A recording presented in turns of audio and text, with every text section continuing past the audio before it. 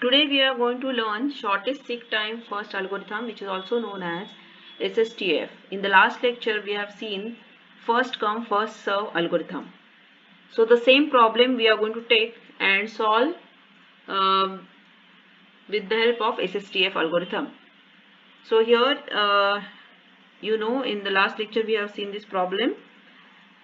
So 200 tracks are given 0 to 199, and the request queue is also given 82, 170, 43, 140, 24, 16 and 90, 190. The current position of read write head is 50, and we have to calculate total number of tracks movement by read write head. And another one more thing is asked, that is if read write head takes 1 nanosecond to move from one track to another, then total time taken is how much? So we'll solve this problem now. In the last video I have explained you why I have taken this straight line here, because what I said is it is actually circular, right? The tracks are actually circular. So if this is 0, okay, this is a 0th track, then you will go like this, and this is suppose 190 then. So here I have represented it using a straight line. Okay, the current head position is 50, which is given here, and what else is given? Okay, the request queue is also given. Now what is the name of the algorithm? Shortest seek time first. Now what is seek time?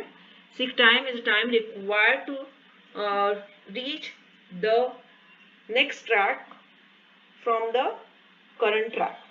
Okay, so we have to find out the shortest one, the nearest track from the current position. Now what is given in the request queue? This is given, right? 82, 170, 43, 140, 24, 16 and 190. So we have to find out which is the nearest track from 50. Why 50? Because the current position is 50, right? So obviously if you see, the nearest track is 43. Okay, so the read write head will travel from 50 to 43. After 43 again we will find out the nearest track, and after 43 the next track will be 24. After 24 it is 16.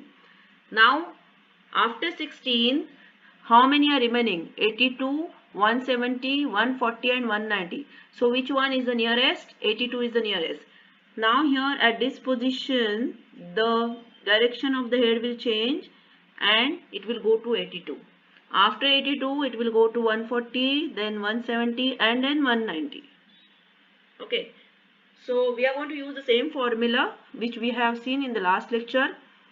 First what we have to take the initial position, that is 50, and we are going to take the last track, okay, before the change in the direction of the change in the direction of the read write head. So at 16 the direction is changing, so we'll take this 50 minus 16 plus 190 minus 16, and we will get 208. Okay, so we got this now. Okay, the next is what? If read write head takes 1 nanosecond to move from one track to another, then what is the total time taken? So we have to just multiply this 208 into 1 nanosecond.